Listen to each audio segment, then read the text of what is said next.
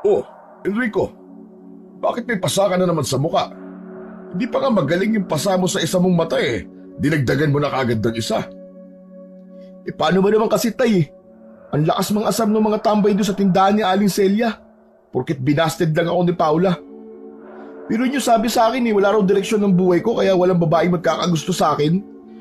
Akala mo naman may direksyon ng buhay nila. Tambay din naman sila kagaya ko. Bakit ba naman kasi kay aga-aga nasa labas ka? Bakit hindi mo tulungan sa mga gawain dito sa bahay ang kapatid mo? Kaya na po ni Stella yung mga yun tay. Mamayang hapon po, ako na lang po magdidilig ng mga gulay. Sandali. Halika nga rito. Lasing ka ba? Bakit amoy alak ka, ha? Napatagay lang po ng konti tay. Pero hindi po ako lasing. Napailing si Isidro habang si Enrico naman ay napakamot sa likod ng ulo at hindi makatingin sa kanyang ama. Hindi ba ang sabi ko sa'yo ay tigilan mo na ang pag-iinom? Bukod sa palagi kang napapaaway ay hindi yan makakabuti sa atay mo. Sa katingin mo ba, proud ang nanay mo sa ginagawa mo ha Enrico? 26 ka pa lang pero tignan mo ang ginagawa mo sa buhay mo. Tay, konti nga lang naman ang ininom ko 3 shot lang naman yun Saka, matagal na pong wala rito si nanay. Hindi ko maririnig kung proud ba siya sa akin o hindi. Sige na, masyado kang gumagaling magpalusot. Maligo ka para may masmasang ka sa pagkalasing mo. At tigil-tigilan mo na ang pakikipagbasag ulo ha. Nakakahiya na kay Kapitan. Halos kada linggo nasa barangay tayo kasi napapaaway ka palagi. Nilagpasan ni Enrico si Isidro at tuluyang pumasok sa bahay nila na yari sa sawali at ang bubong ay yari naman sa yero. Sa likod ay naroon ang banyo. Nagtungo siya roon at naligo. Totoo lahat ng sinabi ng tatay ni Enrico. 3 taon na ang nakararaan nang umalis ang nanay nila upang sumama sa ibang lalaki na taga-syudad. Sobrang malapit si Enrico sa kanyang ina kaya labis niyang dinamdam ang pag-alis nito. Doon na siya natutong uminom ng alak upang kahit paano ay makalimutan ang kalungkutan ng pagiging anak na iniwan ng kanyang nanay. Dahil sa impluwensya ng alak at barkada ay naging basagulero si Enrico. Sa tuwing nakakainom siya, pakiramdam niya ay lumalakas siya. Tumatapang siya. Wala siyang kinatatakutan. Gusto niya palaging nakikipag-away, kaya marami sa maliit na bayan na yon ang kilala siya bilang isang basagulero. Marami ang nagsasabi na kung gaano kabait ang tatay ni Enrico ay siyang pagiging masama niya. Kilala sa lugar nila bilang isang manunugis ng aswang ang ama ni Enrico. Hindi lamang sa lugar nila, kundi maging sa mga bayan at barangay na malapit sa kanila. Namana ng tatay niya ang pagiging manunugis nito sa lolo niya. Bata pa lamang daw ang kanyang ama ay hinahasa na ito upang maging isang manunugis. Isang araw, habang kumakain sina Enrico ng tanghalian, ay bumisita sa bahay nila ang kapitan ng kanilang lugar. Nais nitong makausap si Isidro. Oh, kayo ho pala Kapitan. Sumabay na ho kayo sa amin ng mga anak ko sa pagkain. Hindi na. Kakatapos ko lang naman mananghalian. Ay, ano ho bang sasabihin nyo? Sabihin nyo na po habang kumakain kami. Sige. Kailangan ko rin kasing bumalik agad sa bahay at may gagawin pa ako. Tungkol ito sa insidente ng aswang na nangyari sa kabilang barangay. Sa narinig ni Enrico ay nakuha nun ang atensyon niya. Kaya habang kumakain siya, ay alerto ang tenga niya sa pakikinig sa pinag-uusapan ng tatay niya at ni Kapitan. Hindi ko alam kung nakarating na ba sa inyo, pero may isang dalagang dinukot sa kabilang barangay. Ayon sa mga saksi, aswang daw ang dumukot sa dalaga.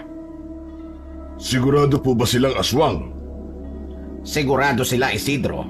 May hinala ang marami na ang grupo ni Brando ang dumukot sa dalaga. Paanong si Brando, Kapitan? Matagal na po kami nagharap ni Brando at hindi sila nanalo sa akin. Nangako na siya sa akin na hindi na sila manggugulo pa sa lugar natin. Kaya sa ibang lugar na sila nang gugulo, Isidro. Dederechohin na kita. Alam mong ikaw lang ang pwede naming asahan pagdating sa ganitong bagay. Nakikiusap ang mga taga-kabilang barangay na tulungan mo sila sa naging problema natin dati. Hindi pwedeng makalimutan ni Enrico ang tinukoy na problema dati ni Kapitan ng kanilang barangay. Nung binatilyo pa lamang si Enrico, ay nanggulo ang isang grupo ng mga aswang na pinamumunuan ng isang lalaki na ang pangalan ay Brando. Karaniwang biktima ng mga yon ay kababaihan. Ang totoo, hindi alam ni Enrico kung ano ang ginagawa ni Brando sa mga babae.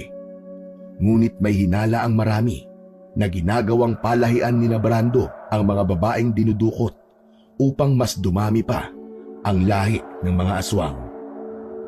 Ngunit dahil sa kakayahan at tapang ng tatay ni Enrico, nagawa nitong talunin si Brando.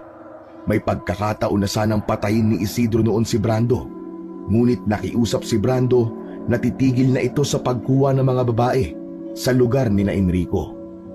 Maninirahan na lamang daw ito sa bundok, kasama ang mga natitira nitong alagad. Sadyang maawain si Isidro, kaya nakipagkasundo ito kay Brando kapalit ng pagpapalaya nila sa ibang babaeng dinukot.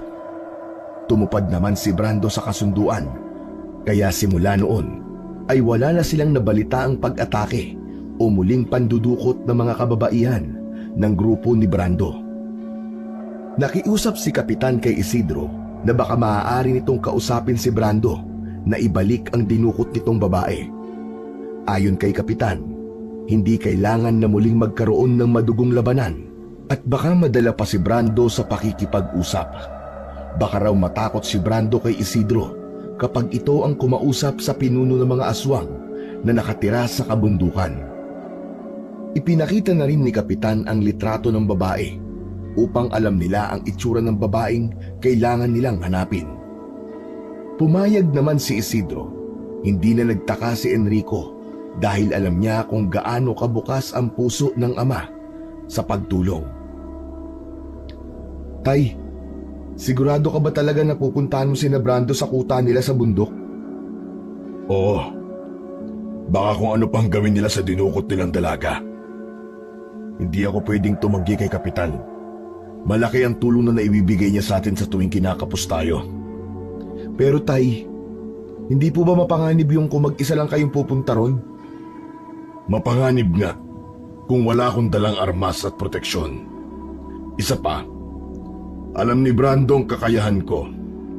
Hindi siya uubra sa akin. Ang bala ko rin, bukas ng umaga ako magpupunta sa kuta nila para hindi sila ganun kalakas. Alam mo tay, mas maganda kung isama niyo ako para meron kang backup kung sakali mang may hindi magandang mangyari. Nag-aalala po kasi ako sa inyo eh. Walang problema. Sa totoo lang, gusto kong ituloy mo ang pagsasanay mo para maging isang manunugis. Kaya lamang, simula nang matuto kang uminom ng alak, ay nawala ka na sa focus. Noon ay sinabi ni Isidro kay Enrico na nais nitong manahin niya ang pagiging manunugis nito. Wala na raw kasing ibang pwedeng sumalo ng bagay na yon, kundi tanging si Enrico lamang. Siya ang nag-iisang anak na lalaki ni Isidro at ayaw din nilang ilagay sa ganoong kabigat na responsibilidad ang kapatid ni Enrico na si Estela. Interesado noon si Enrico sa pagsasanay na ginagawa nila ng tatay niya. Ngunit nang umalis ang kanyang ina at nakilala niya ang alak, ay nawala na roon ang kanyang atensyon hanggang sa tuluyan ng sumuko ang tatay niya na babalik pa siya sa pagsasanay upang maging susunod na manunugis sa kanilang pamilya. Kinabukasan ng umaga, naghanda na sina Enrico at Isidro sa gagawin nilang pagpunta sa kuta ni Brando sa bundok. Dinala nila ang mga kailangan nila. Bukod sa mga armas, ay nagdala rin sila ng pagkain sapagkat alam nila na magiging mahaba ang kanilang paglalakbay. Alas 5 ng umaga ay nasa paanan na sila ng bundok at sinimulan na nila ang pag-akyat. Walang kaalam-alam ang tatay ni Enrico na nagbaon siya ng isang bote ng alak. Pampalakas niya kasi ng loob ang alak at sa tingin niya ay kailangan niya ng lakas ng loob sa pagpunta nila sa kuta ng mga aswang. Ayon kay Isidro ay isang beses na itong nakapunta sa kuta ni Brando nung nakipag-usap ito ng maayos para sa pangako nito na hindi na ito manggugulo sa kanilang lugar. Tay, sigurado ka ba na alam mo pa ang daan? Oo naman, kahit matagal na akong nakapunta sa kuta ng mga aswang, ay natatandaan ko pa rin ang daan. Grabe pala ang memorya niyo, Tay, no? Ang talas pa rin. Ako kasi, medyo makakalimutin na eh. Tigilan mo kasi ang pag-inom ng alak. Nakakaapekto yun sa utak mo. Kayo naman, Tayo, nananahimik ang alak, dinadamay niyo sa usapan natin. Maiba ako, Tay. Mga ilang oras pa po ba tayo makakarating dong kina Brando? Siguro, 2 oras lang. Kaya tamang-tama ang alis natin. Malaki ang tiwala ni Enrico sa tatay niya. Sinadya niyang mauna ito sa kanya ng ilang dipa upang hindi nito makita ang manakanakang pag-inom niya ng alak. Nung una ay kampante pa si Enrico, ngunit ng 3 oras na silang naglalakad at parang paikot-ikot lang sila, ay doon na medyo kinabahan si Enrico. Habang ang tatay Isidro niya naman ay tuloy lamang sa paglalakad, hanggang sa hindi na nakatiis si Enrico, kaya't nagsalita na siya. Tay, sandali! Naliligaw na po ba tayo? Huminto muna si Isidro at luminga sa paligid. Mukhang gano'n na nga. Pero sa pagkakatanda ko, ay tama ang dinadaanan natin. Hindi ko lang sigurado kung lumipat na ba ng kuta si Brando. Ano na po ang gagawin natin ngayon, Tay? Baka abutin tayo ng gabi dito sa bundok. Di ba, mas malakas ang mga aswang kapag gabi? Baka may umatake sa atin na aswang, Tay. Huwag kang mag-isip ng hindi maganda. Halika, ang mabuti pa, kumain muna tayo para pagkatapos ay dire-diretso na ang paglalakad natin. Sumilong muna ang mag-ama sa isang mayabong na puno. Habang kumakain sila ng baon nilang pagkain, ay panay ang linga ni Enrico sa paligid. Yun ang unang beses na nakarating siya sa bundok na yon. Matapos nilang kumain, ay muli silang naglakad. Narating na nila ang parte ng bundok kung saan patag na ang lupa. Bahagyang nabuhayan ng loob si Enrico nang sabihin ni Isidro na natatandaan na nito ang lugar na yon. Malapit na raw sila sa kuta ni Brando. Tuloy lang sina Enrico sa paglalakad hanggang sa mapunta naman sila sa mas magubat na bahagi. Medyo madilim sa parting yon dahil hindi tumatagos ang sinag ng araw dahil sa sobrang dami ng puno sa paligid. Hindi na namalaya ng mag-ama ang pagsapit ng gabi. Naglalakad pa rin sila at hindi nila alam kung nasaan bahagi na sila ng bundok. Kanina, bumaba sila sa isang matarik na bangin at pagkatapos ay puro kapatagan na ang kanilang nakita. Hindi na nila alam kung paano sila makakabalik sa kanilang pinanggalingan. Tay, pwede bang magpahinga na muna tayo? Pagod na ako eh. At sakit na ng mga paa ko. Inabot na tayo ng gabi. Ito ang ayoko mangyari. Dahil baka may mga aswang na naglipaan na rito. Lalo na't hindi natin alam kung nasa paligid lang ba ang kuta ni Brando. Tatay, baka pwedeng bukas na ng umaga na lang natin hanapin ang kuta na yon. Hindi ko na po talaga kaya. Pagod na ako. Naghanap si Isidro ng pwede nilang pagpalipasan ng gabi. May nahanap itong isang maliit na kuweba at yun ang napili nilang pagtaguan. Kakaunti lang ang pagkain at tubig nila. Hindi sila nagdala ng marami dahil ang akala nila ay makakababa rin sila ng bundok sa araw din na yon. Habang kumakain si Isidro, ay napansin niya na nakaupo lang ang tatay niya at nakatingin sa labas ng kuweba. Tay, ba't hindi po kayo kumakain? Ito, hati tayo rito. Hindi na anak. Sa'yo na lang yan. Basta tirahan mo ko ng tubig at ayos na ako. Tay, kung hindi po kayo kakain, manghihina po kayo niyan. Paano po kayo makakalakad niyan bukas? Huwag mo kong alalahanin, anak. Alam ko ang kapasidad ng katawan ko. Pagkatapos mong kumain ay pwede ka na matulog. Magbabantay ako rito para masiguro nating ligtas tayong dalawa sa magdamag. Sa pagkakataon na yon, ay naramdaman ni Enrico ang pagmamahal ng tatay niya sa kanya. Hindi sila malapit sa isa't isa kahit nag-uusap sila. Marami siyang bagay na hindi sinasabi dito, kagaya ng dahilan niya kung bakit siya palaging naglalasing. Kahit ayaw kumain ng tatay niya, ay nagtira pa rin siya ng pagkain para rito. Kung sakali na magutom ito, ay meron itong mailalaman sa tiyan niya kahit paano. Tumabi si Enrico kay Isidro. Napansin niya ang kaseryosohan sa muka ng kanyang ama. Parang ang lalim po ng iniisip niyo ah. Bigla ko lang kasing naalala ang kapatid mo. Mag-isa lang siya sa bahay natin. Tapos ang sabi ko pa sa kanya, ibabalik din tayo kagad sa bahay. Panigurado ko, nag-aalala yun sa atin.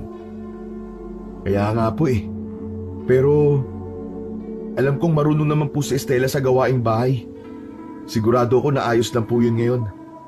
Saka sigurado rin ako na bukas ay makakauwi na tayo pagkatapos nating mahanap ang kuta ni na Brando. Tama ka. Sana nga, Enrico. Hindi ko kasi kayang matanggihan si Kapitan lalo na't malaki ang naitulong niya sa atin. Hindi ko rin kayang pabayaan yung babaeng nawawala. Baka kasi si na Brando talaga ang kumuha sa kanya. Ewan ko ba sa'yo, Tay? Masyado ka kasing mabait eh.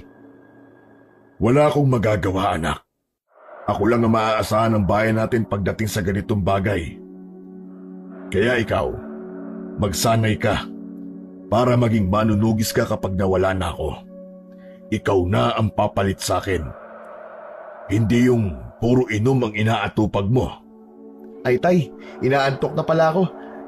Sigurado ka po ba na ikaw na magbabantay dyan? Iniiba mo lang ang usapan eh. Pero sige na, matulog ka na anak. Ako na ang bahala rito.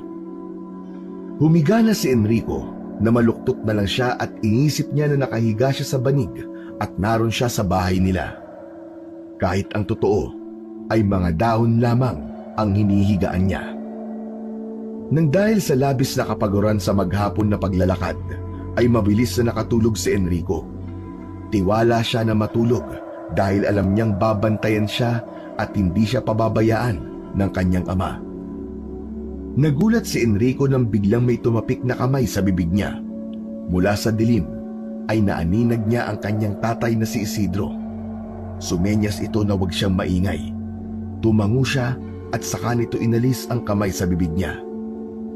Bakit po? May mga aswang sa labas. Nanlaki ang mga mata ni Enrico. Pilit siyang tumingin sa labas ng kuweba at may nakita siyang mga aninong gumagalaw na parang may hinahanap. Dinig na dinig nila ang paghingal ng mga aswang kahit nasa loob sila ng kuweba. Halos hindi na humihinga si Enrico ng sandaling yon. Sa tingin niya ay marami ang aswang na nasa labas ng kuweba. Marunong makipaglaban ang tatay niya sa aswang, ngunit kung masyadong marami ay baka matalo sila at mapatay. Nagdadasal na siya sa utak niya na sana ay hindi sila makita ng mga aswang. Tila napakabagal ng pag-usad ng bawat segundo. Makalipas ang halos kalahating oras ay nawala na ang mga aswang. Wala na silang nakitang paggalaw. Upang makasiguro ay pasimpleng sumilip si Isidro sa labas ng kuweba at saka ito bumalik kay Enrico. Wala na sila. Sa tingin ko hindi nila tayo naamoy. Ang akala ko po talaga, Tay, katapusan na natin. Buti na lang talaga at wala na sila. Hindi pa man nakakahinga ng maluwag si Enrico nang may isang aswang na bigla na lang sumulpot sa bungad ng kuweba na kinaroroonan nila. Nakatayo ito ron at kumikislap ang mga mata nito sa dilim. Sa tingin niya ay may aswang na nakakita kay Isidro nang sumilip ito ng mabilis kanina. Pakiramdam ni Enrico ay binubuhusan siya ng isang timbang tubig na puno ng yelo.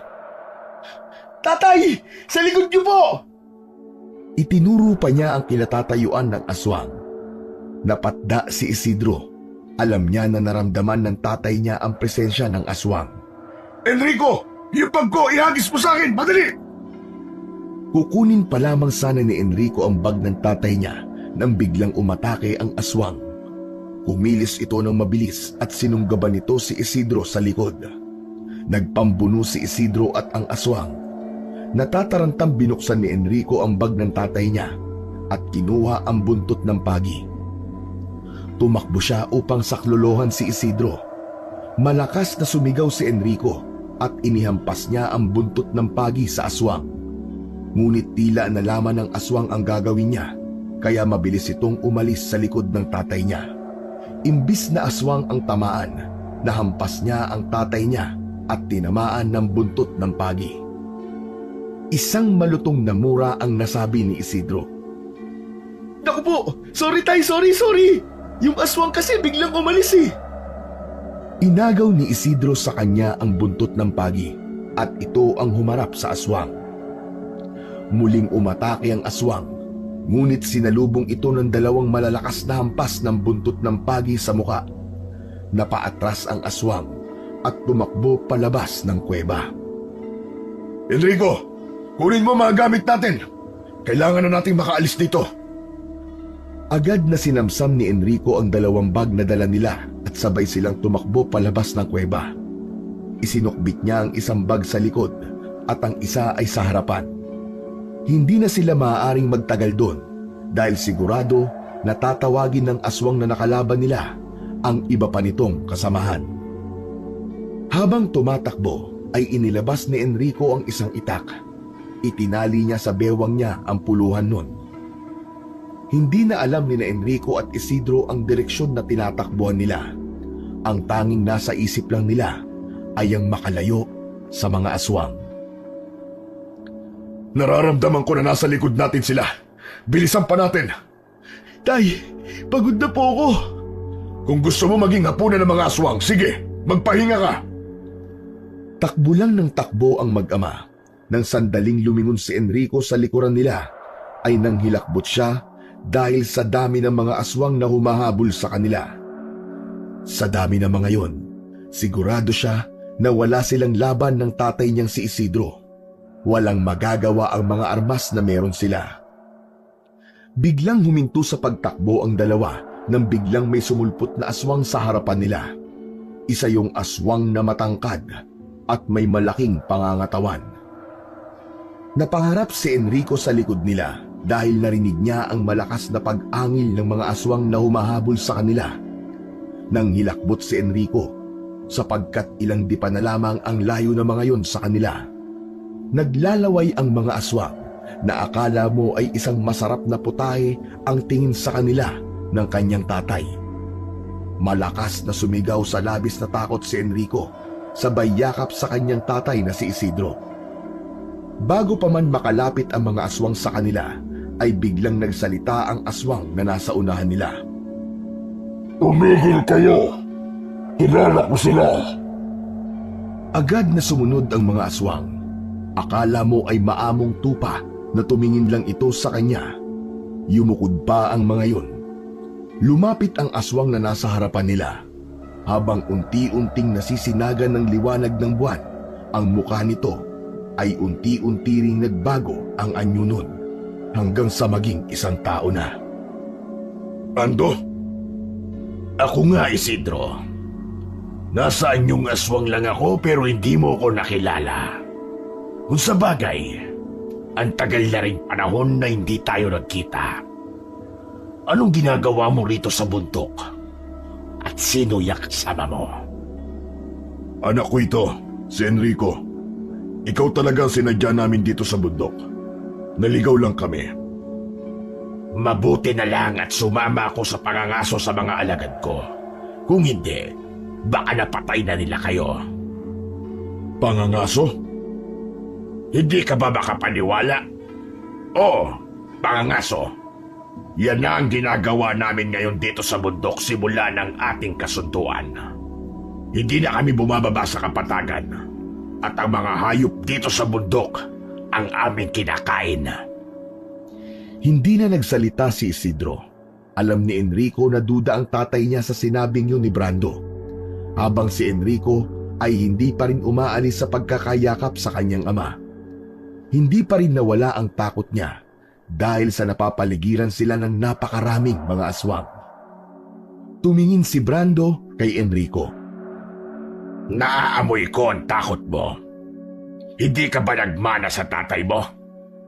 Alam mo ba na minsan na akong tinalo ng tatay mo sa isang labanan? Kaya nandito kami ng aking mga kauri dahil sa isang kasunduan. Nakatitig lang si Enrico kay Brando. May kakaiba sa mga tingin nito para mas lalo siyang makaramdam ng takot. Yun ang unang beses na nagkaroon siya ng pagkakataon na kausapin ng isang aswang. Gusto kitang makausap, Brando. Alam nyo, masyado na malalim ang gabi. Bakit hindi mo na kayo magpalipas ng gabi sa aming kuta upang makapagpahinga? Baka nagugutom na kayo o nauuhaw. Mapagkakatiwalaan ba namin kayo, Brando? Malakas na tumawa si Brando. Isidro. May isa akong salita.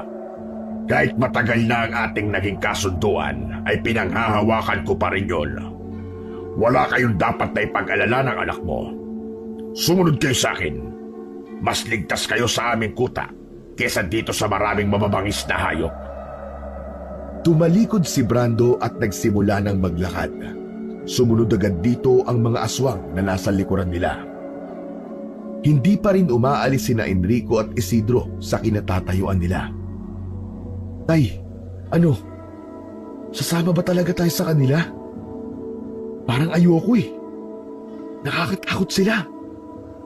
Kailangan nating sumama sa kanila, anak. Kailangan makausap ko si Brando kung sila ba ang dumukot sa babaeng nawawala. Basta, maging handa ka lang palagi. Sumunod sina Enrico at Isidro kay Brando at sa mga alagad nitong aswang. Halos 1 oras silang naglakad bago sila nakarating sa kuta ng mga aswang. Para yung isang maliit na bayan na puro kubo ang bahay. May ilang aswang na nasa anyong tao ang nasa labas at masama ang tingin sa kanilang mag-ama. Huminto si Brando sa pinakagitna ng kuta. Dito kayo sa tabi ko, Isidro at Enrico. Hayaan niyong ipakilala ko kayo sa aking nasasakupan dito sa bundok. May pag-aalinlangan na sumunod si Enrico kay Isidro nang lumapit ito kay Brando. Hindi pa rin naaalis ang takot sa dibdib niya. Mas lalo pa yung lumala sapagkat nasa kuta na sila ng mga aswang.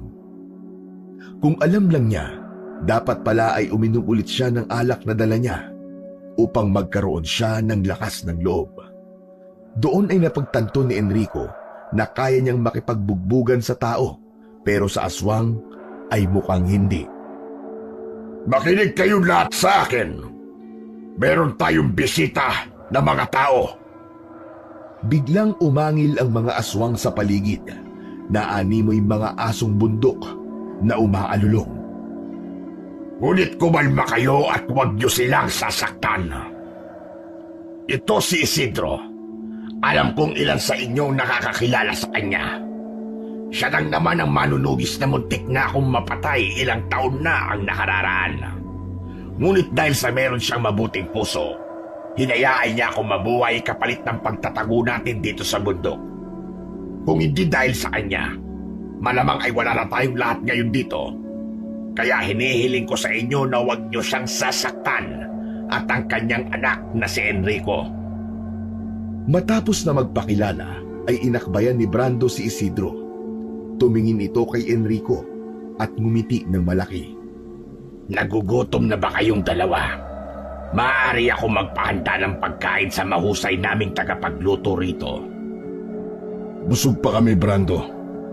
Pero kahit tubig man lang sana bigyan niyo kami.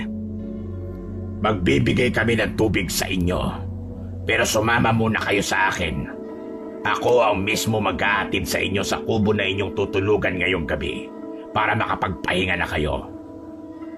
Ngunit hindi kami maaaring magtagal dito. Kailangan na kitang makausap. Hindi pa ba tayo nag-uusap ngayon, Isidro? Ang ibig kong sabihin ay kausapin ka sa dahilan kung bakit kami nandito ng aking anak. Marahang tinapik ni Brando si Isidro sa balikat at mahinang tumawa. Isidro, wala akong ganang makipag-usap ngayon ng mga seryosong bagay. Para puntahan mo ko rito sa aking kuta. Alam kong hindi biro ang bagay na sasabihin mo. Bukas ng umaga na lang tayo mag-usap. Sumunod ay sa akin. Nagkatinginan sina Enrico at Isidro. Wala na silang nagawa kundi ang sundan si Brando sa kung saan man sila nito dadalhin. Hindi alam ni Enrico, ngunit kahit napakainit ng pagtanggap ni Brando sa kanila, ay may kaba pa rin siyang nararamdaman. Inisip na lamang niya na baka dahil sa alam niya na aswang si Brando, ay kaya ganon ang nararamdaman niya.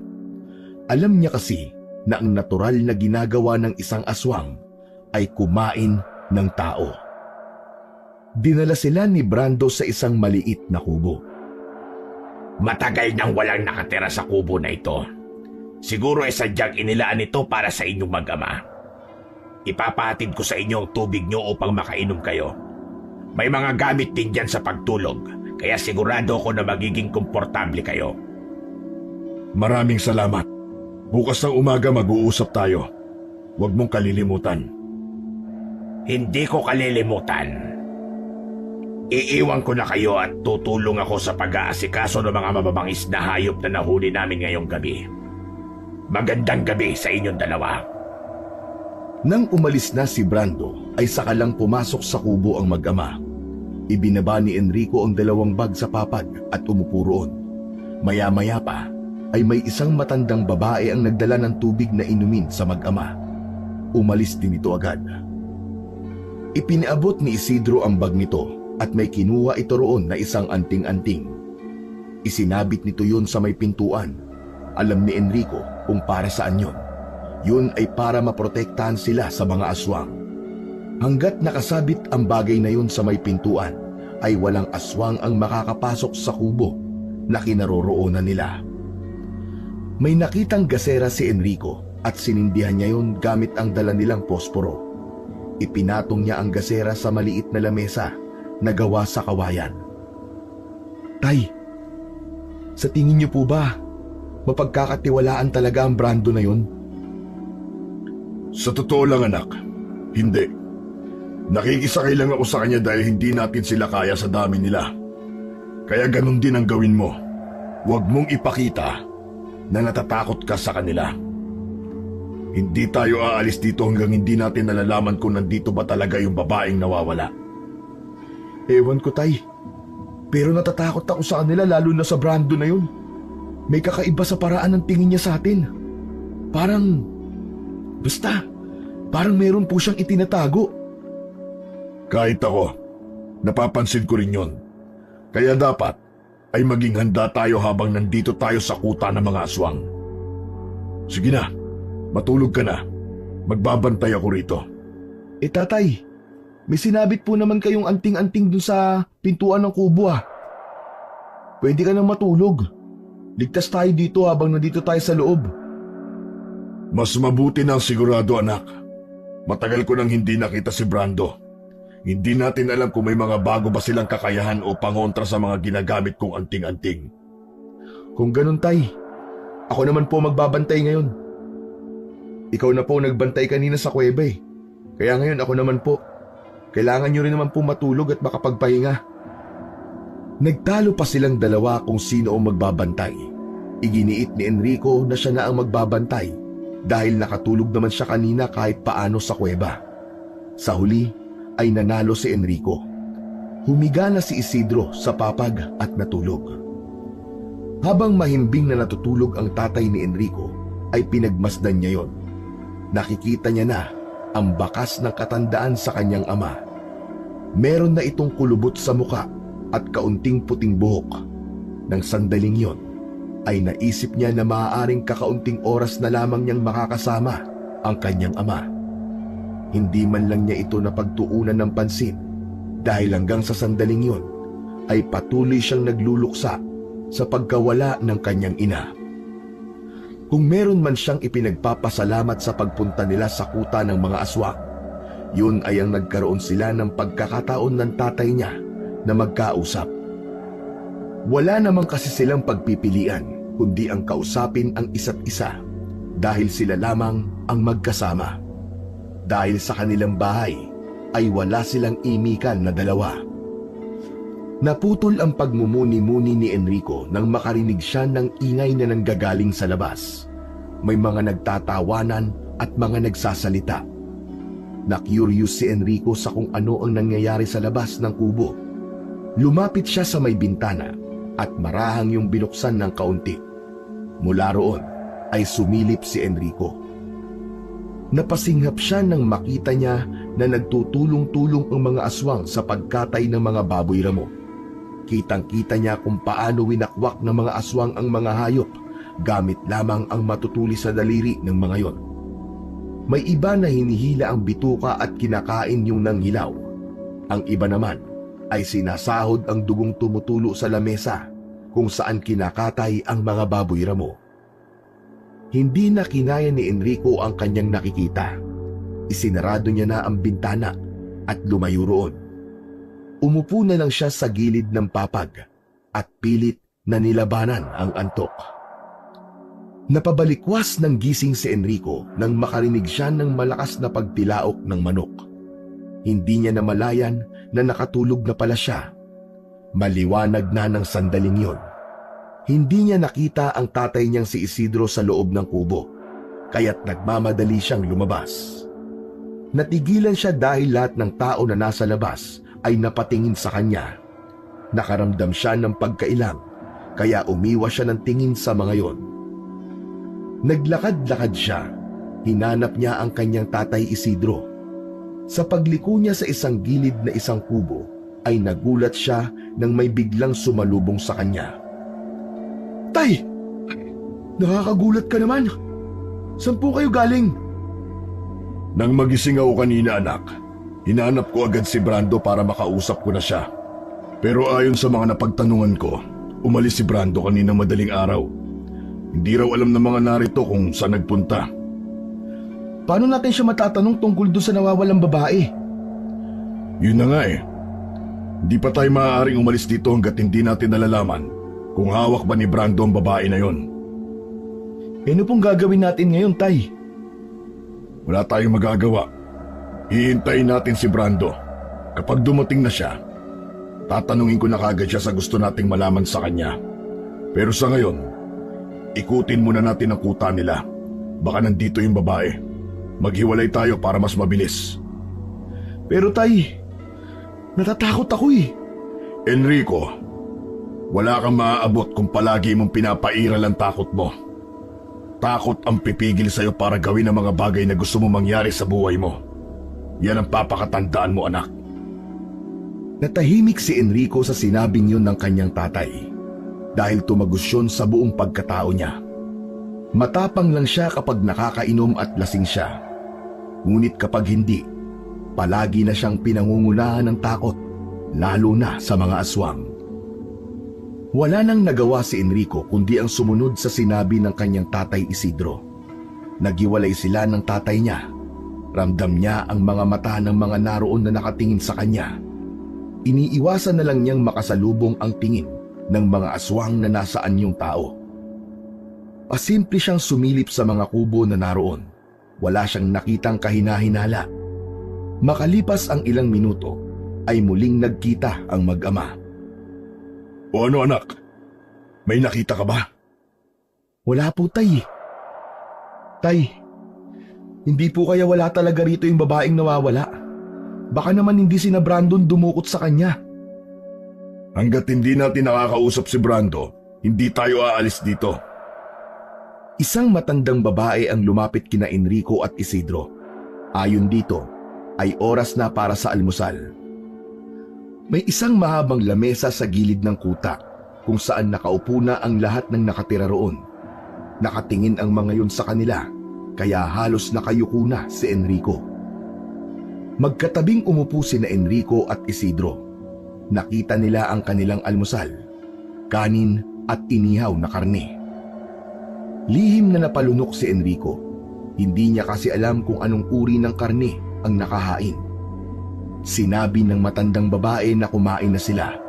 Akala mo ay gutom na nilantakan ng mga naroon ang pagkain na nasa lamesa, habang si Enrico at Isidro ay nagkatinginan lamang. Alam ni Enrico na parehas ang tumatakbo sa utak nila ng kanyang ama. Nagdadalawang isip sila kung kakain ba sila o hindi. Tumingin ang matandang babae sa mag-ama at tinanong sila nito kung bakit hindi nila ginagalaw ang pagkain nila. Lola, parang parang busog pa po pala kami. Magtutubig na lang po kami ng anak ko. Anong oras mababalik si Brando? Kailangan na kasi namin siyang makausap. Ayon sa matandang babae, hindi nito alam kung anong oras darating si Brando. Isa pa raw, kabastusan na hindi sila kakain, gayong pinaghirapan ng mga ito ang pagluluto. Huwag daw silang mag-alala dahil hindi karne ng tao ang nakahain, kundi karne ng baboy ramo. Pasensya na po sige ho, kakain na kami kasabay nyo. Kakain talaga kayo, Tay? Oo, sa tingin ko'y nagsasabi naman siya ng totoo. Isipin mo na lang na ito yung mga nahuli nilang baboy ramo kagabi. Tiningnan ni Enrico ang inihaw na karne. Dinampot niya ang isang tipak at sinipat yun ng mabuti. Napangiwi siya dahil may balahibo pa sa taba nun. Nakita niya na nakatingin sa kanya ang lahat ng mga aswang na para bang hinihintay na kumain siya. Kakain na po ako. Salamat po sa grasya. Pikit matang kumagat si Enrico sa inihaw na karne at agad niya yung sinundan ng pagsubo ng kanin. Halos hindi niya yun ginuya at nilunok niya kagad yun. Kumain na rin si Isidro ng mabilis. Ganon din ang ginawa ni Enrico. Inisip na lang niya na baboy ramo talaga ang kinakain niya. Pagkatapos kumain ay napatakbo si Enrico palayo sa kuta. Itinuon niya ang isang kamay sa isang puno at yumukod siya. Sinundot niya ng daliri niya ang lalamunan hanggang sa mapasuka siya. Kahit anong isip niya ay hindi pa rin mawala sa isip niya na merong chance na karne ng tao ang nakahain kanina para sa almusal. Maya-maya pa ay lumapit si Isidro sa kanya at tinapik-tapik siya sa likod. Matapos sumuka ay pulang-pula ang mata ni Enrico. Tay, hindi niyo po ba isusuka yung kinain niyo? Hindi na. Mas gusto kong isipin kung anong oras babalik si Brando. Alam niyo, Tay, nakakahalata na talaga ako sa Brando na yun. Kagabi pa siya parang umiiwas na magkausap kayong dalawa. Alam niyo na mag-uusap kayo ngayon pero bakit bigla siyang umalis? Yan din ang hinala ko, anak. Marahil ay alam ni Brando kung tungkol saan ang pag-uusapan namin. Pero sa sandaling bumalik siya rito, hindi ko na siya hahayaan na umiwas na naman sa atin. Tay, gusto ko na po talaga makaalis rito. Habang nandito kasi tayo, pakiramdam ko nasa hukay ang kalahati ng katawan natin eh. Lumipas ang isang oras, sumapit na ang tanghalian at kinailangan na namang kumain nila Enrico at Isidro. Tiniis na lang nila ang pagkain ng nakahain na karne. Matapos kumain, ay nagpalipas muna sila ng oras sa kubo. Nakatulog si Enrico habang si Isidro naman ay hinasa ang dala nilang itak. Nang magising si Enrico ay nakatayo si Isidro sa pintuan at nakatanaw sa labas. Tay, dumating na po ba si Brando? Nakausap niyo na po ba siya? Hindi pa, anak. Mukhang tama ang hinala natin na umiiwas siya. Huwag kang mag-alala, Tay. Kasi hindi naman siguro pwedeng hindi siya babalik dito. Kuta niya to eh. Siya ang pinuno ng mga aswang na narito. Nang sandaling yon, ay hindi pa rin makapaniwala si Enrico na halos isang araw na sila sa kuta ng mga aswang. Hindi niya magawang kumalma dahil pakiramdam niya ay palaging may panganib na nakaabang sa kanilang mag-ama. Ngunit wala siyang pagsisisi na sumama siya sa kanyang ama. Alam niya na kung nasa bahay lang siya at hindi agad makakauwi ito, ay labis siyang mag-aalala para sa kanyang ama. Unti-unti nang dumidilim, ngunit hindi pa rin bumabalik si Brando. Mas lalong lumakas ang hinala ni na Enrico na sinadya yun ni Brando upang maiwasan sila. Ramdam na ni Enrico ang pagkainip ni Isidro. Makailang ulit na nitong hinasa ang itak. Alam niya na nagpapalipas lamang ito ng oras. Nang sumilip si Enrico sa labas ng kubo, ay nakita niya na naghahanda na ng hapunan ang mga kababaihan. Nako, kakain na naman tayo, tay. Parang hindi ko na po yata kaya. Pakiramdam ko talaga karne ng tao yung pinapakain nila sa atin eh. Wala tayong magagawa kundi ang makisama sa kanila, anak. Nasa teritoryo nila tayo at hindi natin sila dapat galitin. Baka kung anong gawin nila sa atin. Eh ano pa nga bang magagawa natin kundi ang sumunod sa kanila? Pero sana naman dumating ng Brando na yon. Masyado nang halata ang pag-iwas niya sa atin eh. Tinawag ng muli si na Enrico para sa hapunan. Hindi niya alam kung wala bang ibang alam na luto ang mga naroon kundi inihaw lang. Yun kasi ulit ang ulam nila sa gabing yun. Sa gitna ng pagkain ay biglang dumating si Brando. May kasama itong dalawang lalaki na may dalang malalaking ahas na wala ng buhay. Tignan niyo ang aming nahuli. Napakalaking sawa. Sigurado ako na ilang araw din natin itong kakainin. Umupo na si Brando sa kabisera. Mabilis itong binigyan ng pagkain ng isang matandang babae. Nay, kausapin niyo na po si Brando para makaalis na tayo. Pagkatapos kumain, kakausapin na natin siya. Binilisan ni Enrico ang pagkain at sa hindi inaasahan ay nasamid siya. Agad siyang uminom ng tubig. Mukhang gutom na gutom ka, Enrico, ha? Dahan-dahan lang sa pagkain. Hindi ka mauubusan. Marami pa kaming nakaibak na karne. Gusto mo pa ba? Hindi na po. Okay na po ako dito sa pagkain ko. Busog na nga po ako eh. Nakakatawa ang anak mo, Isidro. Magkaiba kayo. Matapang ka, habang siya ay matatakutin. Hindi po ako natatakot. Hindi mo kayang magsinungaling sa akin pagdating sa bagay na yan. Amoy na amoy ko ang takot mo, Enrico. Wala kang dapat ikatakot. Oo, mga aswang kami. Ngunit nagbago na kami. Wala na sa dugo namin ang pagkain ng tao. Pagpasensyaan mo ng anak ko, Brando. Naniniwala kami sa inyo na nagbago na kayo. Ngunit hindi sanay ang anak ko sa presensya ng mga aswang. Naiintindihan ko, Isidro. Wala kang dapat na ipaliwanag. Malaking ngumiti si Brando na nagbigay ng kakaibang takot kay Enrico. Matapos kumain, ay bigla na namang nawala si Brando. Hinanap nila ito at may nagsabi sa kanila na nagpapahinga na si Brando sa kubo nito. Itinuro naman ng napagtanungan ni na Enrico kung nasaan ang kubo ni Brando. Yun ang pinakamalaking kubo sa kutang yon. Magkasamang nagtungo roon ang mag-ama. Si Isidro ang kumatok, ngunit walang nagbukas. Nang itulak ni Isidro ang pinto, ay nalaman nila na hindi yon nakakandado dahil bumukas yon. Nanlaki ang mga mata ni Enrico nang makita niya ang ginagawa ni Brando sa loob ng kubo. Nakikipagtalik ito sa isang babaeng aswang. Mabilis na tinakpan ni Isidro ang mata niya, ngunit inalis niya ang kamay ng kanyang tatay. Naku! Pasensya na, Brando. Ipagpaumanin mo. Agad na isinarado ni Isidro ang pinto. Ngayon lang ako nakakita tayo ng aswang na nag-aano ah. Kagaya rin sila ng tao, anak, na may pangangailangan. Hintayin na lang natin silang matapos. Makalipas ang ilang minuto, ay lumabas na sa kubo ang babaeng kasama doon ni Brando. Muling kumatok si Isidro at pinatuloy na sila ni Brando sa loob. Nakatayo si Brando sa gitna ng kubo. Wala itong suot na pang-itaas. Paumanhin sa nakita nyo kanina. Ano pala ang kailangan nyo? Brando, hindi na ako magpapaligoy-ligoy pa. May babaeng nawawala sa kalapit na barangay namin. Gusto ko sanang itanong kung may kinalaman ka ron.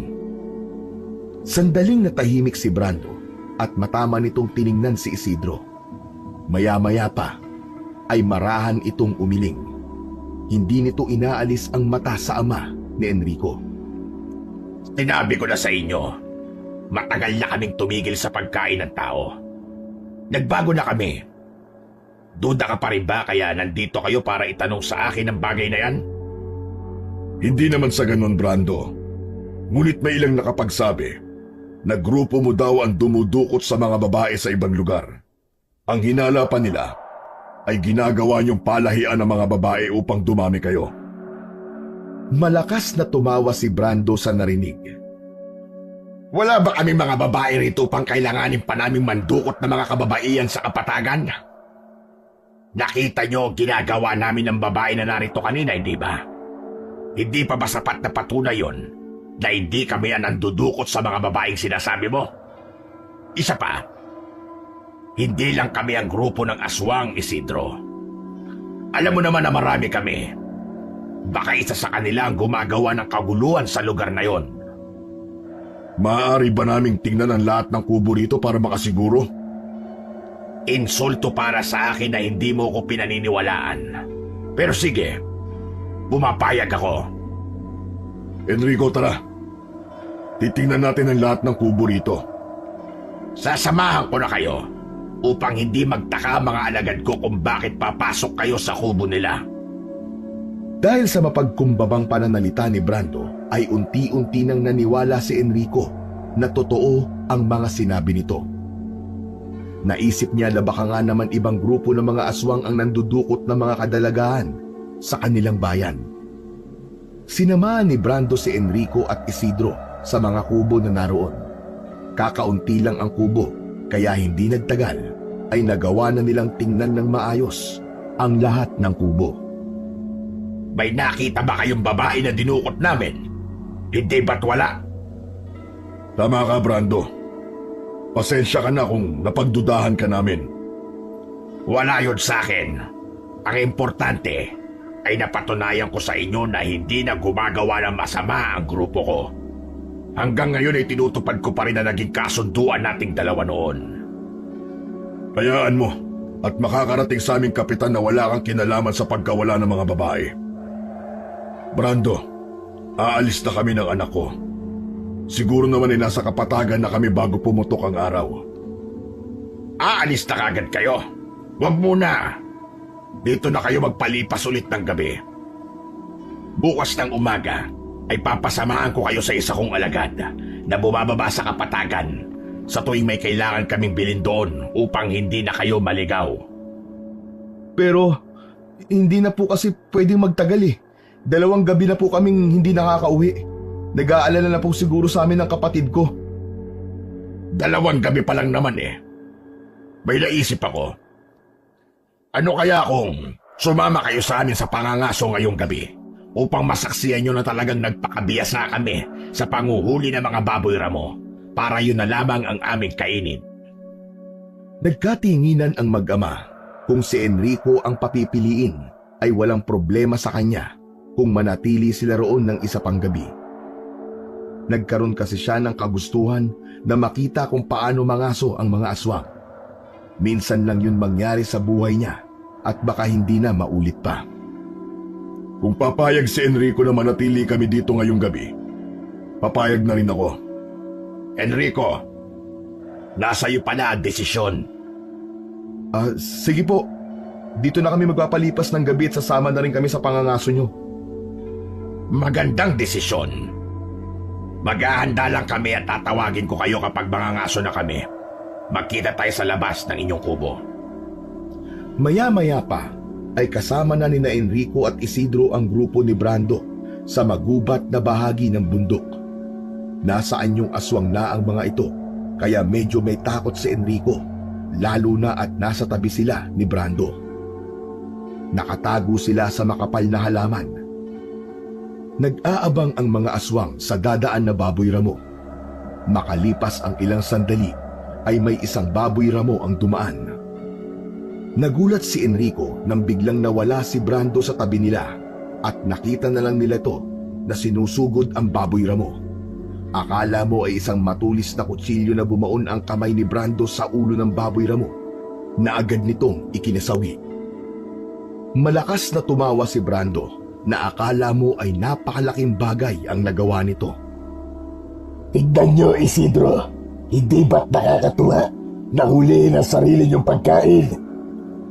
Sa halos 2 oras na pangangaso ng mga aswang, ay 4 na malalaking baboy ramo ang nahuli ng mga yon. Aaminin ni Enrico na nag-enjoy siya sa panunood sa mga aswang kung paano manghuli ang mga yon ng pagkain. Bumalik na sila sa kuta ng mga aswang. Inihatid pa sila ni Brando sa kubo nila. Pumasok na roon sina Enrico at Isidro. Akmang papasok si Brando sa kubo, ngunit natigilan ito nang nasa pintuan na ito. Nakita nito ang nakasabit na anting-anting at bahagya itong natawa. Nagsabit ka pala niyan dito. Kaya pala hindi ako makapasok. Wala ka pa rin bang tiwala sa amin ng mga alagad ko? Pasensya na. Inilagay ko yan dyan nung unang gabi namin dito. Pero ngayon, wala na ako nakikitang dahilan para ilagay pa yan dyan. Buo na ang tiwala ko sa iyo, Brando. Tinanggal ni Isidro ang anting-anting na nakasabit sa itaas ng pintuan at isinilid yon sa bag. Nakapasok na si Brando ng kubo. Masaya ako na may tiwala ka na sa akin. Hayaan mo. Kapag may nakita kong aswang na wala sa grupo ko ay kakausapin ko. Itatanong ko kung meron ba silang kinalaman sa pagkawala ng mga babae sa lugar nyo. Pupuntahan kita sa bahay mo kapag may nakuha na akong impormasyon. Malaking bagay yan. Maraming salamat. Anong oras pa lang alis nyo bukas? Siguro mga alas 5 ng umaga. Walang problema. Ipapakato ko kayo bukas sa isa sa mga alagad ko para ihatid kayo sa kapatagan. Lalabas na ako. Magandang gabi sa inyo. Isinarado ni Enrico ang pinto nang makalabas na si Brando. Akin ay anting-anting, tay. Ibabalik ko na sa pintuan. Hindi na kailangan, anak. Sa tingin ko'y wala tayong dapat ikatakot pa. Baka kasi makita pa ni Brando na isabit natin ulit yon at mainsulto siya. Ano ba yan, tay? Masyado ka mabait kasi. Ano kung makita niya? Nag-iingat lang naman tayo eh. Maniwala ka sa akin, anak. Wala tayong dapat na ikatakot. Matulog na tayo dahil maaga pa tayong aalis para makauwi. Hindi na nakipagdalo pa si Enrico sa tatay niya at sinunod na lamang niya ang sinabi nito na hindi na kailangan ibalik ang anting-anting sa pagkakasabit sa pintuan. Pagkahiga ni Enrico ay agad siyang nakatulog. Ngunit sa gitna ng pagkakatulog niya ay bigla siyang nagising. Naramdaman niyang kailangan niyang magbanyo. Tahimik siyang bumangon mula sa kanyang higaan at lumabas sa kubo. Siniguro niya na hindi maaabala sa pagtulog ang kanyang ama. Lumakad si Enrico papunta sa isang madilim na bahagi ng kuta na medyo malayo sa kubo. Hinanap niya ang banyo, ngunit wala siyang nakita. Kaya nagdesisyon siya na sa damuhan na lamang umihi. Habang naglalakad, napansin niya ang ilang anino na gumagalaw malapit sa mga drum na imbakan ng pagkain. Nagkubli siya sa likod ng isang puno at maingat na sumilip upang makita ang ginagawa ng mga aswang. Nakita ni Enrico na may inilalagay na mga karne ang aswang sa mga drum. Kung ganon, doon pala ang imbakan nila ng mga pagkain. Matapos mailagay ng mga aswang ang mga karne sa drum, ay umalis na ang mga yon. Na-curious si Enrico kung paano ba nakaimbak ang mga karne. Nang masiguro niyang malayo na ang mga aswang, ay dahan-dahan siyang lumapit sa kinaroroonan ng mga drum. Binuksan niya ang isang drum at napangiwi siya sa maasim na amoy na sumingaw. Sumilip si Enrico at nakita niyang punong-puno yun ng mga karne ng baboy ramo. Binuksan niya ang pangalawang drum at ganun pa rin ang nakita niya. Hanggang sa napansin niya na merong drum na mas malaki kumpara sa iba. Nagsimulang bumilis ang tibok ng kanyang puso habang nilalapitan ang pinakamalaking drum. Sa pagbukas niya sa pinakamalaking drum ay natigilan siya at nanlamig. Tumambad sa kanya ang mga parte ng katawan ng tao. Nakita niya ang mga kamay, paa at iba pang parte ng katawan ng babae. biglang lumutang sa ibabaw ang isang pugot na ulo ng babae. Hindi siya maaaring magkamali. Yun ang babaeng nasa litrato na ipinakita sa kanila ni Kapitan. Kinilabutan si Enrico. Agad siyang tumakbo pabalik sa kanilang kubo na puno ng takot at kaba. Pagdating niya sa kubo, marahas niyang ginising ang kanyang ama. Tay! Tay, gising! Gumising kayo! Kailangan na natin umalis dito! Nagising si Isidro, naguguluhan at bakas sa muka ang pag-alala. Bakit? Ano ba yun? Ano nangyari? Bakit ka natataranta? Habang humihingal, ipinaliwanag ni Enrico ang nakita niyang mga parte ng katawan ng tao sa loob ng malaking drum. Yung malaking drum, tay, naimbakan ng mga aswang. May mga parte ng katawan ng babae doon. Yung babaeng nawawala. Nakita ko yung ulo niya na nasa loob ng drum. Sigurado ka ba sa nakita mo, anak? Oo naman po, malinaw po ang mga mata ko. Tay, nagsinungaling po si Brando sa atin. Sila ang nangunguha ng mga babae sa bayan natin. Nag-alab ang mga mata ni Isidro sa galit. Ayusin mo mga gamit natin. Aalis na tayo dito ngayong gabi. Mabilis na inayos ni Enrico ang kanilang mga gamit habang nakasilip sa bintana si Isidro. Ibinigay ni Enrico sa tatay niya ang buntot ng pagi habang ang itak naman ang sa kanya. Tay, handa na po lahat. Kailangan na po nating umalis. Sige anak, maging alerto ka lang. Dahan-dahan nilang binuksan ang pinto ng kubo. Tahimik nilang tinahak ang madilim na daan. Maingat ang bawat hakbang nila upang hindi makagawa ng ingay. Ang katahimikan ng gabi ay mas lalong nagpadagdag ng takot kay Enrico sapagkat pakiramdam niya, anumang sandali ay merong makakahuli sa kanila. Habang papalapit na sila sa gilid ng kuta, biglang lumitaw mula sa kadiliman si Brando. Nakangisi ito habang nakatayo sa harapan nila. Saan kayo pupunta, Isidro? Enrico? Hindi ba't alas 5 pa ng umaga ang alis nyo? Magsasalita sana si Enrico, ngunit inunahan siya ni Isidro. Naisipan kasi namin ng anak ko na ngayong gabi na kami maglakbay papunta sa Kapatagan. Nag-aalala na kasi ang aking anak na babae. Sigurado yun. Wala siyang kasama sa aming bahay. Ganun ba? Sa palagay ko, maayos lang ang anak mong babae. Anong ibig mong sabihin? Ilabas ang bihag! Mula sa isang kubo ay inilabas ng 2 aswang ang kapatid ni Enrico na si Estela. Hawak ng 2 aswang ang magkabilang kamay ni Estela. Habang wala itong tigil sa pagpupumiglas at pakikiusap na pakawalan nito. Hayop ka, Brando! Sinungaling ka! Ikaw at ang mga alagad mo ang dumukot sa mga kababaihan sa bayan namin. Pakawalan mo ang anak ko! Kung hindi mo magugustuhan ang gagawin ko sa inyo! Nakakatakot ka naman. Nanginginig na ako sa takot. Nginig na nginig. Nung tinalo mo ko sa laban, nandun tayo sa Kapatagan. Pero ngayon, nandito ka sa kuta ko. Anong laban mo sa akin? At isa pa, hindi ba dapat ay magpasalamat ka sa akin dahil dinala ko rito ang iyong anak na babae? Ilang araw kong pagsasawaan ng katawan niya hanggang sa makabuo kami ng maraming anak. At kapag wala na siyang pakinabang, gagawin namin siyang pagkain. Hindi yan mangyayari. Papatayin ka namin kasama ng mga alagad mong mahihina. Hanga din talaga ako sa'yo, Enrico. Sa kabila ng takot mo, ay nagagawa mo pang sabihin yan? Ngumisi si Brando hanggang sa malakas itong humalakhak. Mula sa likod ni Brando ay unti-unting lumilitaw ang iba pang mga aswang. Tay, kailangan nating lumaban. Iligtas mo muna ang kapatid mo. Ako ang bahala kay Brando sa iba pang aswang. Agad na pinamahayan ng takot si Enrico. Yun ang unang beses na makikipaglaban siya sa mga aswang. Pilit niyang inilala ang mga itinuro ni Isidro, ngunit tila walang pumapasok sa isip niya ng mga sandaling yon. Hanggang sa naalala ni Enrico ang alak na dala niya. Inilabas niya yon mula sa dala niyang bag at tumungga ng marami. may natira pa sa alak nang ibalik niya yon sa bag. Anong ginagawa mo?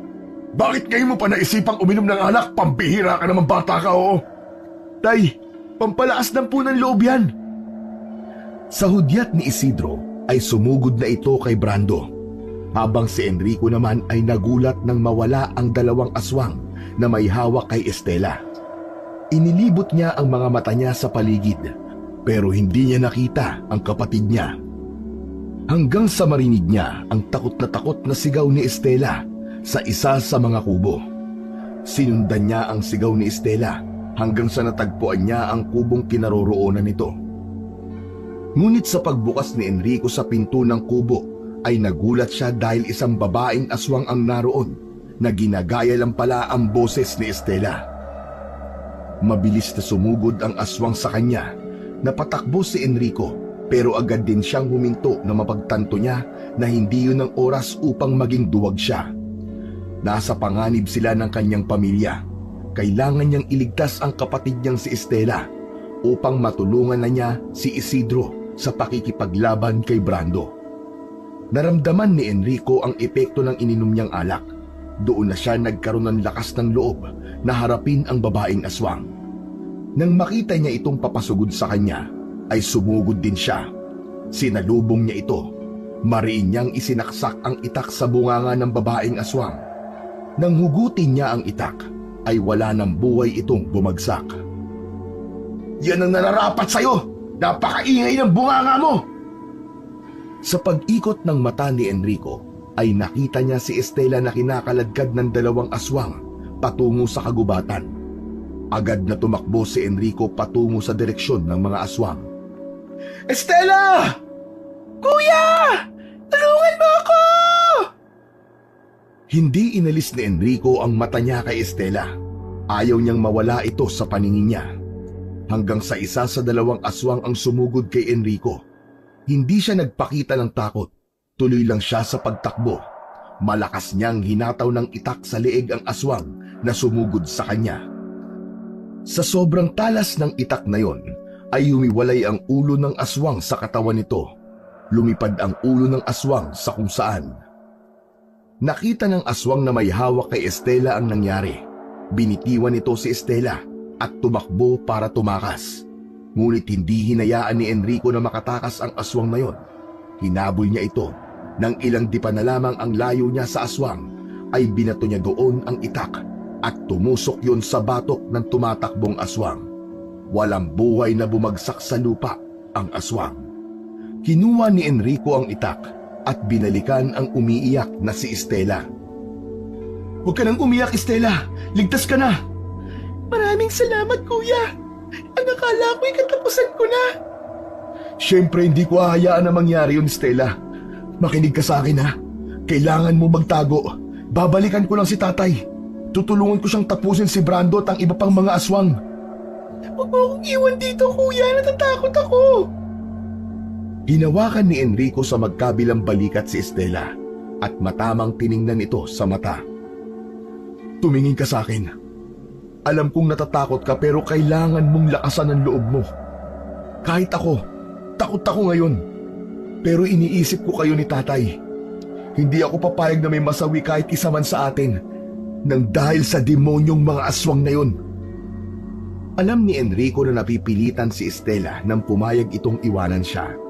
Nakahanap sila ng isang malaking puno at pinaakyat niya doon si Estela upang doon magtago.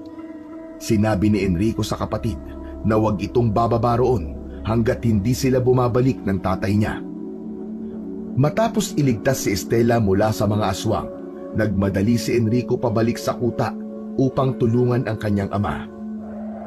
Alam niyang nag-iisa ang kanyang tatay Isidro laban sa mga natitirang aswang at kasama pa roon si Brando na pinuno ng mga aswang. Labis ang pag-aalala niya para sa tatay niya ng sandaling yon. Nang makabalik si Enrico sa kuta ng mga aswang, ay nakita niya na napapalibutan ito ng mga aswang. Nagtago siya sa likod ng kubo. Naroon si Brando na wala man lang kagalos-galos, habang si Isidro naman ay may sugat at dugo na. Pero sa kabila ng pinsala, ay matatag pa ring nakatayo ang tatay ni Enrico. Kung umiikot na ang mundo mo, Isidro, ikaw na ang sugatan sa pagkakataon na ito. Hindi mo ba alam kung gaano kababa ang tingin ko nung nandyan ako sa posisyon mo ngayon? Hindi pa tapos ang laban, kaya huwag ka muna magdiwang, Brando. Sa pagkakataong ito, kahit makiusap ka sa akin at lumuhod, hindi na kita bubuhaying hayop ka. Ikaw ang dapat makiusap at lumuhod sa harapan ko. Isa pa, nasa na ang anak mong si Enrico? Mukhang tumakas na. Iniwan ka na. Duwag kasi ang anak mo. Walang silbi. Insultuhin mo na ako, pero huwag ang mga anak ko. Sa bagay, masakit talagang marinig ang katotohanan. Walang silbi ang anak mong si Enrico. Masyado nang humahaba ang kwentuhan natin. Tapusin na natin to. Initusan ni Brando ang mga aswang na patayin si Isidro. Biglang umatake ang mga aswang, ngunit mabilis at maliksi pa rin si Isidro. Ginamit ni Isidro ang buntot ng pagi. Bawat aswang na tinatamaan ng hagupit ng tatay ni Enrico ay humihiyaw ng dahil sa sakit. Habang patuloy ang pakikipaglaban ni Isidro sa mga aswang, ay nilalabanan din ni Enrico ang takot niya. Masyadong maraming aswang ang naroon at hindi niya alam kung mananalo ba sila. Nang nakita ni Enrico na nakalmot ng isang aswang sa likod si Isidro, ay napalabas siya sa pinagtataguan niya. Yun ang nagtulak sa kanya upang tulungan na ang kanyang ama. Agad niyang sinugod ang mga aswang. Tinaga niya sa leeg ang unang aswang na aatake sana sa kanya. Lumapit siya kay Isidro. Nagtalikuran sila upang protektahan ng isa't isa. Ang akala ko'y tumakas ka na. Si Stella nasan? Ligtas na po si Stella, tay. Huwag ka po mag-alala sa kanya. Nagpatuloy ang mag-ama sa kanilang laban. Si Enrico, gamit ang kanyang itak, ay nagpamalas ng walang takot na tapang. Tinataga niya ang mga aswang. Si Isidro naman, gamit ang buntot ng pagi, ay walang humpay sa pakikipaglaban. Bawat hampas nito ay may kasamang pag-asang manalo. Hanggang sa hindi nila namalayan na si Brando na lamang ang natitira sa mga aswang. Wala kayong silbi. Ang dami-dami nyo. Pero napatumba kayo ng dalawang mahihinang tao. Hindi nyo ako matatalo. Mga walang kwenta. Nag-anyong aswang na si Brando. Sumugod si Brando kay Isidro. Sa sobrang bilis ng pagkilos nito, ay nagawa nitong makagat si Isidro sa balikat. Inilabas ni Isidro ang nakatago nitong patalim at inundayan ng saksak sa tagiliran si Brando. Nagpatuloy ang pagpapalitan ng atake ni na Isidro at Brando. Nakangangalang si Enrico sa dalawa dahil tunay na napakahusay ng tatay niya sa pakikipaglaban sa aswang, kahit pasugatan at duguan na ito. Nung una ay nananalo pa si Isidro, ngunit sa hindi inaasahang pangyayari ay nawalan ng balanse si Isidro. Nabitiwan nito ang hawak na itak at sinamantala yon ni Brando. Tinalunan ni Brando si Isidro at tinapakan ito sa dibdib gamit ang isang paa. Mabilis na kinuha ni Brando ang itak na nasa lupa at itinapon yon sa malayo. Sinong may sabi na hindi nananalo ang kasamaan sa kabutihan? Isa kang tinik sa lalamunan ko, Isidro. Kailangan mo nang mamatay para muli akong makapaghasit ng takot sa bayan mo. Enrico, panoorin mo kung paano ko patayin ang tatay mo sa harapan mo. Huwag kang mag-alala, dahil ikaw na ang isusunod ko. Isang malakas na sigaw ang pinakawalan ni Brando. Itinaas nito ang mga kamay at nakita ni Enrico na mas humaba at mas naging matulis ang mga kuko nito. Mabilis na nag-isip si Enrico. Naalala niya ang natitirang alak na nasa kanyang bag. Inilabas niya yon kasama ang posporo. Tumakbo siya palapit kay Brando at tinawag niya ang pangalan nito. Sa paglingon ni Brando ay ibinato niya ang bote ng alak sa mukha nito. Sa lakas ng pagkakabato niya ay nabasag sa mukha ni Brando ang bote at naligo ito sa alak. Sinindihan ni Enrico ang isang palito ng posporo at ibinato niya yon sa muka ni Brando. Nagliyab ang muka ni Brando at tumakbo ito sa kung saan-saan. Walang tigil ang pagsigaw nito dahil sa paglamon ng apoy sa muka niya. Tinulungan ni Enrico na tumayo si Isidro. Pinanood nila si Brando. Maya-maya pa ay patihaya itong bumagsak at hindi na gumagalaw, ngunit patuloy pa rin ang pagliyab ng muka ng pinuno ng mga aswang. Hinintay nila na mawala ang apoy bago nila nilapitan si Brando. Sunog na sunog ang muka nito. Alam nila na buhay pa si Brando dahil humihinga pa ito at nakabukas ang mga mata na nawalan na ng kulay. Ngayon mo sabihin na mananalo ang kasamaan sa kabutihan. Hoy Brando, kung makikita mo lang sana ang itsura mo ngayon, kamukha mo yung inihaw na karne na palagi mong pinapakain sa amin ni tatay dito sa mabaho niyong kuta. Bumuka ang bibig ni Brando at nagpumilit na magsalita. Huwag na. Huwag niyo akong papatayin. Nakikiusap ako sa inyo. Paus na ang boses ni Brando at halos hindi na yon maintindihan. Pinagbigyan kita ng isang beses, Brando. Ngunit anong ginawa mo? Sinayang mo lang. Napakatanga ko na kung pagbibigyan pa kita ulit ng isa pang pagkakataon. Pangako, tutapakin ko na ang usapan natin. Ayoko pang nagatay. Natahimik si Isidro. Nang tingnan ni Enrico ang tatay niya, ay kinakabahan siya dahil tila nag-iisip ito kung ano ang magiging desisyon nito. Kung papatayin ba nito si Brando o bubuhayin. Tay, huwag niyo po sabihin sa akin na pagbibigyan niyo pa ang Brando na yan. Hindi nagsalita si Isidro. Hinanap nito ang itak na pinagtapunan ni Brando. Nang makita nito yon, ay bumalik ito sa tabi ni Brando. Matama nitong tiningnan ang naghihingalong aswang. Mabuti kang tao, Isidro. Hayaan mo akong magbago. Nakikiusap ako sa iyo. Nagtaka si Enrico nang ibigay ni Isidro sa kanya ang itak. Tay, anong gagawin ko rito sa itak? Ikaw na ang gumawa ng bagay na gusto kong gawin, anak. Ito na ang tamang oras. Napangiti si Enrico nang makuha niya ang ibig nitong sabihin.